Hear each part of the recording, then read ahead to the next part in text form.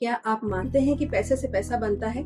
इसलिए बहुत जरूरी हो जाता है कि आपका इन्वेस्टमेंट एक ऐसी जगह हो जहां पर आपको ज्यादा रिटर्न मिले। एक डेटा के अनुसार ये पता चला कि इंडिया के फाइनेंशियल एसेट में 56% इन्वेस्टमेंट एफडीज में होता है और यही फिगर अमेरिका में है 13%। आप जानते हैं ऐसा क्यों?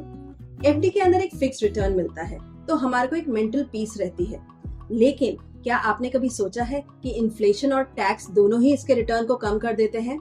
ये एक रीजन है कि डेवलप्ड नेशंस के अंदर एफडी के अंदर कम इन्वेस्टमेंट होता है।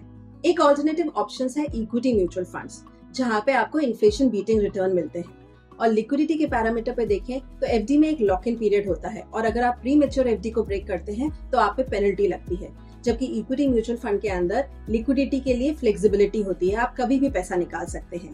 टैक्स के पॉइंट ऑफ व्यू से देखें तो एफडी का इंटरेस्ट आपकी इनकम में ऐड होता है और आप जिस भी इनकम ब्रैकेट में आते हैं उसके अनुसार आप पे टैक्स लगता है, जबकि इक्विटी म्यूचुअल फंड में आप टैक्स डिफरल का एडवांटेज एंजॉय करते हैं, यानी जब तक आप पैसा नहीं निकालेंगे आप पे कोई टैक्स नहीं लगेगा। अगर आप पैसा साल भर के अंदर निकालते हैं तो आपको 15% का टैक्स लगता है और साल भर के बाद निकालते हैं तो 1 लाख के गेन पे कोई टैक्स नहीं है, उसके ऊपर 10% का टैक्स है। इसलिए बहुत जरूरी है कि आप ऑल्टरनेटिव इन्वेस्टमेंट ऑप्शंस एक्सप्लोर करें जहां पे आप अपने रिटर्न्स को मैक्सिमाइज कर सकते हैं।